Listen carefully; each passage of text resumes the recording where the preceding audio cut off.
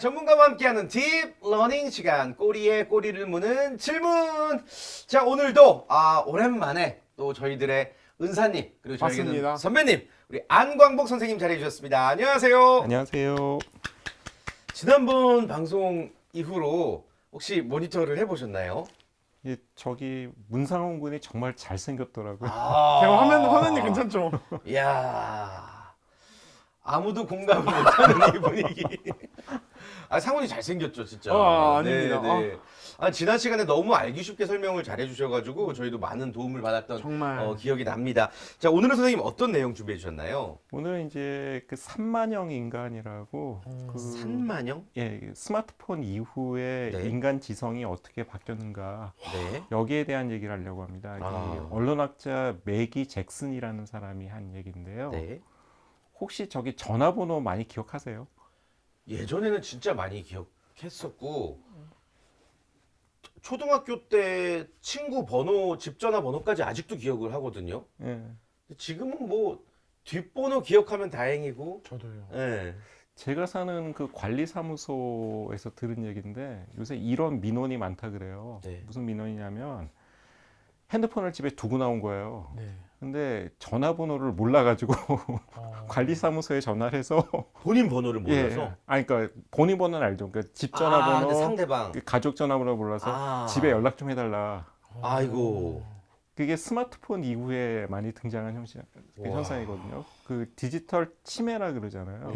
그러니까 기억력이 점점 줄면서 그 또 한 가지 나타난 문제는 뭐냐면 기억력만 쇠퇴하는 게 아니라 이 사고력까지도 쇠퇴한다는 거예요. 그래서 여기서 등장한 말이 산만형 인간인데요. 점점 인류가 그 ADHD, 그 주의력 결핍 장애가 정상적인 상태처럼 바뀌는 거를 이 산만형 인간이라고 합니다. 참 스마트폰은 사람을 똑똑하게 만드는 게 아니네요. 근데 이게 양가적이에요. 여기까지만 들으면은 스마트폰 때문에 참 폐해가 크구나. 네. 이거 못 쓰게 해야 되겠구나. 이렇게 접근을 하잖아요. 그런데 철학하는 사람들 중에 일부는 지금 같은 상황을 전혀 다르게 봅니다. 오히려 ADHD로 인류가 바뀌고 있는 상황이 바람직할 수도 있다는 거예요. 오, 의아하네요. 그 정신의학에서는 정신과 의사 선생님들은 이렇다 그래요. 처음에는 사람들이 이제 병적으로 보고 치료를 하다가 이 증상이 전체 인류의 30%가 넘어가는 순간 이게 그 뉴노멀, 새로운 정상으로 받아들인다는 겁니다. 이게 더 이상 정신병이 아니라는 거예요. 모든 사람들이 갖기 때문에 정상일 수 있기 때문에 문명 자체가 바뀌어야 된다고 접근한다는 거예요. 스마트폰도 그렇거든요. 요새 저도 이제 학교 생활을 한 지 교직이 25년째가 되는데 처음에는 스마트폰 때문에 아이들이 벌어지는 현상들을 잘 이해가 안 되는 측면들이 참 많았어요. 이게 무슨 얘기냐면 아무리 얌전하고 착한 학생도 스마트폰을 뺐잖아요. 그러면은 야수처럼 바뀌어요. 거의 이거 왜 뺐어요? 그러면서 으르렁하면서 이빨을 드러내거든요. 이게 뭐지? 그러니까 스마트폰이 뭔데 애들이 이렇게 집착을 하지? 그런데 어느 순간부터 저도 스마트폰에 집착하게 있더라고요. 집에 스마트폰이 없거나 아니면 집에 조금만이라도 이게 떨어지면은 굉장히 불안해지거든요. 왜 그럴까를 생각해 봤더니 이런 게 있는 거예요. 저는 1970년생인데 태어날 때부터 전기가 있었잖아요. 네. 전기는 아주 자연스럽게 제 생활 속에 있는 거예요. 요새 태어난 학생들이 대부분 2000년 전후로 태어난 학생들이잖아요. 그리고 젊은 세대도 대부분 이제 1990년대 이후생들인데 스마트폰이 등장한 게 2007년입니다. 전기가 우리한테는 너무 당연한 것처럼 2000년 전후로 태어난 젊은이들한테는 스마트폰이 태어났을 때부터 있기 때문에 너무나 자연스러운 거죠. 그러니까는 태양이 있듯이 스마트폰이 있는 거예요.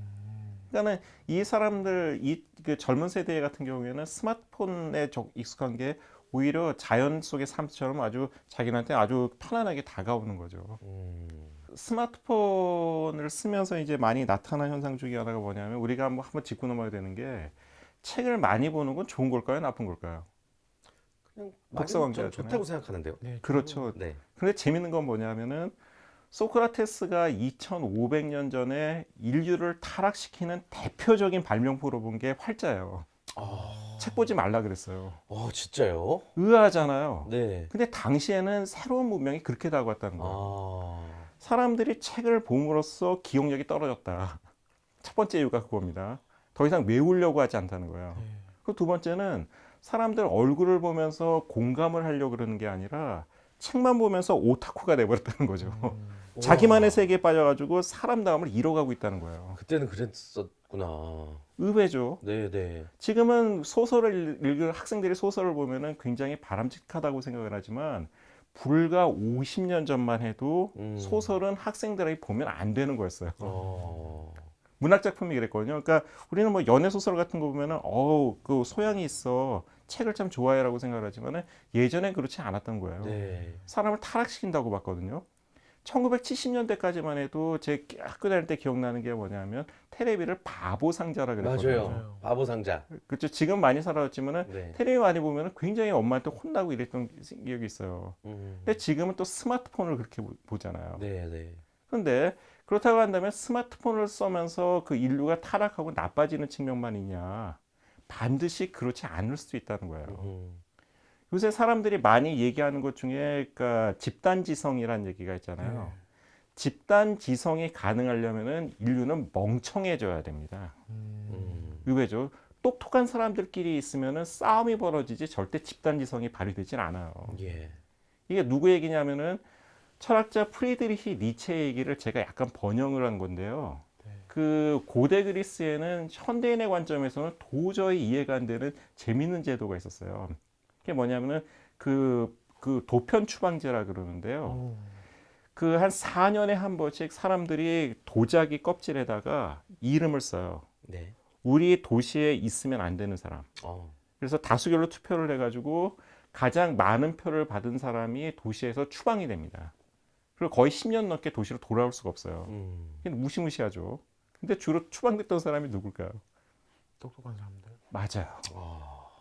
악인이 추방되는 게 아니라 의외로 사회 엘리트 계층 중에서 최고로 잘 나갔던 사람들이 추방되는 경우가 많았어요. 네.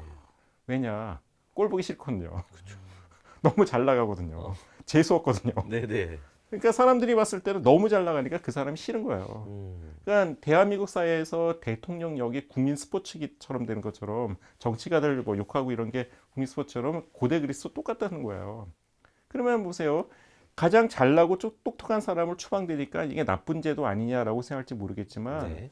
정반대 의미가 있어요. 한번 이걸 생각해 보세요. 교실 안에서도 너무 똑똑한 학생들만 있으면 공부 못하는 학생들은 얘기하기가 힘들어요. 비교되잖아요. 그런데 가장 공부를 잘하는 학생 5명이 교실에서 사라졌다. 나머지는 얘기할 만한 거예요. 고만고만하니까. 민주주의 사회는 그래야 되거든요. 너무 잘난 사람들만 있으면 오히려 집단지성이 발휘를 할 수가 없어요. 네. 결정적으로 몇몇 사람이 그 의견을 짓눌러버리기 때문에 자기 의견을 필 수가 없는 거예요. 그래가지고 이 폐각 추방이라는 게 도편 추방이 했던 건 뭐냐면은 집단지성이 발휘될 수 있게끔 전체적인 문명의 지성의 수준을 낮춘 거예요. 스마트폰도 그런 역할을 하거든요. 요새 사람들은 문제가 있으면 책을 찾거나 연구하기보다는 그냥 검색을 해요. 인류 지성이 발전하고 있을까요? 퇴보하고 있을까요? 퇴보. 개개인으로 봤을 때는 인류 지성이 퇴보할 수 있어요. 근데 문명 전체로 봤을 때는 한 사람 한 사람의 그런 어떤 그 생각들이 모여서 오히려 거대한 지성이 될 수가 있다는 거예요. 그래서 예전에는 사람들을 교육할 때 그 지성적인 똑똑함을 강조를 했지만 지금도 대한민국 입시는 그렇죠. 너가 얼마나 똑똑한지 지식을 많은지를 책정하려 하지만 점점 문명의 패러다임은 지식이 아니라 감성으로 가고 있어요. 얼마나 제대로 된 감성을 갖고 있는지, 제대로 느낄 수 있는지, 공정함에 대한 감각을 갖고 있는지. 예. 이 철학자 누스바움이라는 여성인데요. 네. 이 여성 철학자 그래서 정치적 감정이라는 아주 유명한 얘기를 합니다. 그러니까 제대로 느껴야 된다는 거예요. 민주주의 사회에서는 개개인 한 사람 한 사람을 그 조지 워싱턴으로 만드는 게 중요한 게 아니라 조지 워싱턴 같은 사람을 뽑게 하는 게 중요하다는 거예요. 스마트폰이 그런 기능을 하잖아요. 우리 사회에서도 굉장히 많은 여론들이 돌아다니고 악플도 달리고 그러지만 묘하게 어느 정도 시간이 지나면은 그 자식 정화 기능이 있잖아요. 네. 팩트 확인이 들어가면서 사실 그런 게 아니라고 이성을 회복을 하잖아요. 그러니까 스마트폰이 뭐는 새로운 어떤 문명이 옛날처럼 어떤 똑똑한 몇몇 사람들이 아주 깊이 사색을 해가지고 어떤 이런 답을 찾는 게 아니라 집단지성으로 3만형 인간들, 그러니까 어떻게 보면 ADHD에 가까운 이런 어떤 조각난 지성들이 모여가지고 오히려 제대로 된 판단을 전체적인 어떤 그 집단지성을 이룰 수가 있다는 거죠. 선생님, 여쭤볼 게 있는데 이거 총량을 측정할 수는 없지만 집단지성과 천재적인 철학자가 내미는 지성의 그 결론으로 도출되는 이론과 뭐가 더 수준이, 그러니까 뭐가 더 진리에 가깝고, 그러니까 이것도 다 상대적인 거라서 모르겠지만 그게 궁금합니다. 집단지성에 나오는 결과랑. 역시 그 문상훈 학생이죠. 문상훈 군이 얼마나 공부를 잘했는지 여기서 느껴지잖아요. 좋은 질문. 굿. 예리하죠. 그러니까 집단지성하고 똑똑한 엘리트 중에 어느 쪽이 낫냐. 네. 이거는 교육에서도 영원한 그 딜레마거든요. 도대체 엘리트에 투자를 해야 되냐, 전체적인 수준을 올려야 되냐. 그 엘리트 교육이냐, 평등 교육이냐, 보편 교육이냐, 이게 축인데, 문상훈 우리 그 코미디언이 말씀하신 게 그 굉장히 중요한 게 되는 게 뭐냐면은 사람들의 집중력이 점점 줄기 때문에 한편으로 중요한 건 뭐냐면 집중력을 가지고 있다는 것 자체가 엄청난 자산인 거예요. 그렇잖아요. 그러니까 뭐냐면은 인류 문명이 상당히 재밌는 게요. 우리는 활자를 보는 게 아무렇지도 않잖아요. 특히 우리나라 같은 경우에는 문맹률이 굉장히 낮잖아요. 대부분의 사람들이 활자를 읽을 수 있잖아요. 그런데 인류 역사 전체로 봤을 때는 활자를 읽을 수 있는 사람의 비율은 엄청나게 적었어요. 그 생각해보세요. 우리의 문명이 서서히 바꾸고 있는 게 우리 문명의 거의 99.9%의 전체 역사에서 99.9%는 이 구어 문명이었어요. 사람들이 말로 하는 걸 듣고 이해하고 고개를 끄덕이고 이런 문명이었거든요. 그리고 문어 문명이 잠깐 있었습니다. 문어 문명이 뭐냐면 활자를 통해서 이해하고 그 다음에 그 생각하고 이게 문어 문명이에요. 네. 문어가 자연스러울까요? 구어가 자연스러울까요? 구호가 자연스러워. 그렇죠. 구어는 보편적이에요. 누구나 할 수 있고 그렇기 때문에 대부분의 문명 사회는 구어였어요. 문명이 이제 어떻게 가냐면은 구어 문명 시대가 굉장히 수천 년간 지속이 되다가 산업혁명 이후에 보통 교육이 활발해지면서 약 150명 정도가 문어 문명으로 돌아온 거예요. 활자를 읽을 수 있는 사람들이 많아졌지만은 다시 어떻습니까? 자연스럽지 않기 때문에 다시 구어 문명으로 가는 거예요. 사람들이 유튜브를 보지 활자를 보려고 그러지 않아요. 네. 지극히 자연스러운 현상입니다. 아. ADHD가 우리가 문명 사회에서는 질병으로 보지만은 정신의학적으로 보면 그게 정상이에요. 생각해 보세요. 집에 있는 강아지가 저 컵을 보면서 한 15분 동안 가만히 보면서 생각을 하고 있다. 어떠세요? 이건 변태 강아지예요. 이상한 거. 정상이 아니죠. 그게 뭐냐면 인간의 정신이라는 거는 이 정향 반응이라 그러는데요. 네. 그 오리엔티드 리스폰스라 그러는데 이게 뭐냐면 움직이는 쪽을 지목을 하지 가만히 있는 거를 주목할 수 없어요. 우리 지성이 그렇게 설계가 되어 있어요. 그럼 보세요. 움직이는 것에 주목하고 활동적인 것에 주목할 수 있다면은 그게 상징하는 게 뭐냐면 유튜브거든요. 동영상이잖아요. 그죠? 네. 거기에 집중하는 게 더 자연스럽기 때문에 가만히 앉아가지고 사색을 한다는 거 굉장히 이상한 거예요. 그런데 재밌는 건 뭐냐면 문명을 기르는 엘리트들이 갖춰야 되는 어떤 대표적인 특징은 뭐냐면은 그 동태적인 집중력을 깨고 정태적인 것으로 가는 것, 집중할 수 있는 능력이거든요. 한마디로 자기의 지성을 변태로 만들 수 있는 능력이 있는 거예요. 왜냐하면 문명 자체가 자연하고 다르기 때문에. 그래서 이 스마트폰 때문에 생긴 이 3만형 인간이 이중적인 메시지가 있는데요. 네. 하나는 뭐냐면은 스마트폰으로 상징되는 이 어떤 그 3만형 인간들, 집중력이 흐트러지는 거를 자연스럽게 받아들이면서 거기에 문명이 적응해 나가야 되는 게 첫 번째 측면이고요. 두 번째는 그럼에도 불구하고 사회를 이끌어가는 어떤 엘리트가 되려면 점점 드물어지고 있는 집중할 수 있는 능력을 더 길러야 된다는 겁니다. 선생님 또 두 번째 질문이요. 이번 질문도 좋은 질문이겠지? 굉장히 기대가 돼요. 심장이 뜁니다. 근데 이제 집단지성이나 아까 그 말씀하신 도편주방제 이런 것들도 시간과 공간을 떠나서 이제 실험실에서 인간들의 모습을 바라볼 때 이런 식의 결론이 도출되는 거지. 저는 제 개인적으로 봤을 때는 그 집단지성을 이끌어내기 위해 벌어지는, 그러니까 그 무대 위에서는 너무 스트레스 받거나 답답한 소리 하는 저랑 대화가 안 통하는 사람들이 한둘이 아닐 거 아니에요.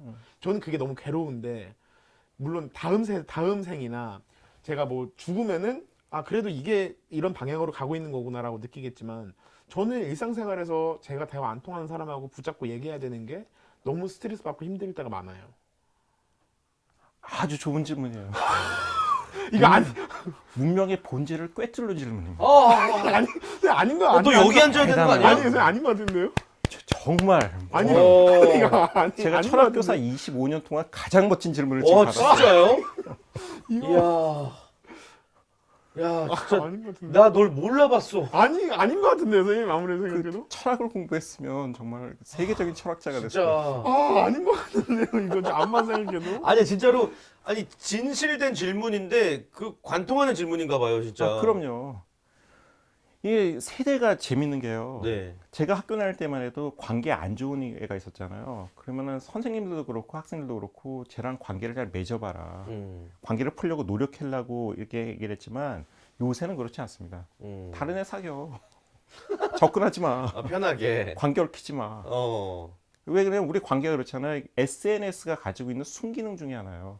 안 보면 됩니다. 안 보면 된다. 스마트폰의 관계가 그렇잖아요. 그 뭐냐면 관계를 깊게 들어간 게 아니라 얇고 마음에 닿는 사람하고 여러 개를 중첩된 관계들이 펼쳐져 있는 네네. 거예요. 그렇잖아요. 마음에 안 들면은 떠나면 되는 거예요. 예전처럼 이렇게 그 정태적인 문명, 스마트폰 이전의 문명은 하나의 그 고정된 자리에서 그 관계를 유지해야겠지만, 스마트폰이 발달한 이런 이동형 문명에서는 관계를 새롭게 창출할 수 있는 능력이 중요한 거예요. 그렇다고 했을 때 이제 그 문명의 변화 중에 하나가 지금 그 우리 문상훈 코미디언이 말씀하신 바로 그 부분인데, 내가 일상에서 힘들다라고 한다면은 예전엔 참으면 되지만은 지금은 관계를 확장형으로 오히려 다르게 가질 수가 있다는 거거든요. 근데 그럼에도 불구하고 의문이 남죠. 이게 바람직한 거냐? 과연. 만약에 제가 얘기한 게 진실이고 옳다고 한다면은 결혼 생활하는 사람은 없을 거예요. 그렇잖아요. 누가 그 결혼이라는 지옥을 견디겠어요. 물론 전 결혼 생활 행복합니다. 대단히 행복하지만. 닐슨 만델라가 아 맞아요. 그분 정말 완전 스탠드업 코미디. 모든 거를 다 견뎌내고 참고 그러시는 분이 결혼은 못 참았잖아요. 그 결혼 자체가 나쁘다는 게 아니라 분명히 강조하지만 전 결혼 행복합니다. 근데 유독 강조하시는데 아 진짜 행복해요. 근데 집사람 볼까 봐 지금 이게 비시는 거 아니죠? 맞아요. 비는 거 맞습니다. 근데 그 관계를 이렇게 잘 갖고, 근데 그 관계를 이렇게 가꾸는 쪽으로 가야 되냐, 아니면은 이 관계를 새로운 관계를 바꿔야 되는 거냐는 건요. 지금 문상훈 코미디언이 굉장히 중요한 말씀하셨는데, 문명 변혁기에서 우리가 한번 물어봐야 되는 거예요. 학생들한테 계속해서 문학 작품을 읽게 하는 게 올바른 방법이냐, 세상이 계속 바꾸는데, 아니면은 새로운 동영상 매체에 적응하게 하는 게 중요한 거냐. 이게 마찬가지거든요. 관계에 있어서도 이 모든 갈등을 품어안고 인격적인 성숙을 강조하는 게 좋은 거냐, 아니면 스트레스를 내려놓고 너한테 맞는 새로운 세계를 찾아라는 게 바람직한 거냐. 이게 두 가지 방향이 우리한테 지금 놓여 있는 거죠. 이게 스마트폰이 열어주는 하여튼 새로운 그 문명의 어떤 고민이라고 할 수가 있습니다. 이 스마트폰에 대해서 되게 저조차도 맨날 쓰고 많이 의지하지만 되게 부정적인 생각을 갖고 있었는데, 그러지 않아도 되겠다는 생각이 오늘 조금 들긴 하네요. 근데 네. 그런 생각을 좀 가지셔야 돼요. 가지긴 또 가져야 되고요. 왜냐하면은 그 생각을 하면서 문제의식을 갖고 쓰는 것하고 문제의식이 없게 쓰는 거하고 다르거든요. 그리고 또 한 가지는 뭐냐면은 주어진 판단들이 옳다는 법도 없어요. 그러니까 과거의 판단대로 현재를 판단하는 것도 문제가 있습니다. 그러니까 스마트폰이 잘못됐다는 어떤 고정관념에서 판단하는 것도 잘못된 거지만, 스마트폰이 문명의 대세니까 따라야 된다는 생각도 약간은 좀 이렇게 괄호 안에 넣어야 될 필요가 있는 거죠. 그러니까 철학이라는 건 항상 이 양비론의 입장일 수밖에 없어요. 그러니까 판단을 고정하지 말고 끊임없이 뭐가 네. 잘못돼 있는지 반성하는 자세로 바라보라는 거. 그게 어떤 철학하는 자세죠. 그 저희 아이 뭐 이게 좀 다른 주제일 수도 있는데 스마트폰을 되게 좋아해요. 사실 어렸을 때 좀 부끄러운 부분이기도 한데 스마트폰을 쥐어주면 밥도 잘 먹고 나름 뭐 말썽 안 피고 울지 않으니까. 그런데 이게 어느 순간 의지를 하다 보니까 뭐 남이 스마트폰 하면 옆에서 계속 보려고 그러고 자기는 못 하니까 이런 걸 어떻게 앞으로 좀 통제를 해야 될까요? 통제를 하지 않는 게 맞을까요? 그 굉장히 중요한 물음이신데요. 네. 그러니까 두 가지 관점에서 이것도 바라봐야 되는데 기본적으로 문명이라는 거는 자기 안에 있는 동물성을 길들여 나가는 과정이에요. 스마트폰이 그 어떤 사람들을 매혹시킬 수 있는 건 뭐냐면 우리가 가지고 있는 동물적인 특성하고 너무 잘 맞기 때문이에요. 네. 두뇌는 자극을 갈구하거든요. 자극에 끌리기 때문에 스마트폰하고 책이 있으면 당연히 스마트폰을 볼 수밖에 없어요. 그런데 근육을 키우려면 운동을 해야 되잖아요. 마찬가지로 지적 지구력을 기르기 위해서는 네.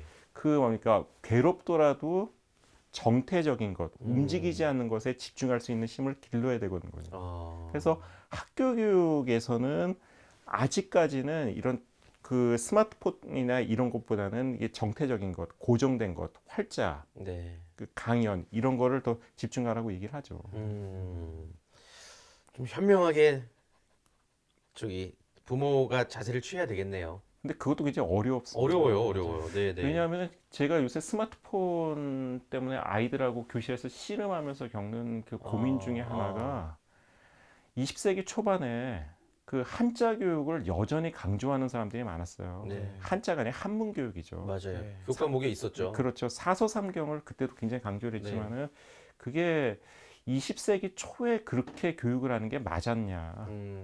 지금은 결론이 난 상태잖아요. 네. 근데 21세기가 우리가 살아가는 지금도 학생들한테 인내력을 강조하고 그리고 이게 집중력을 강조하는 게 과연 맞는 거냐. 이거는 좀 생각을 해봐야 되는 거죠. 정답은 네. 없습니다.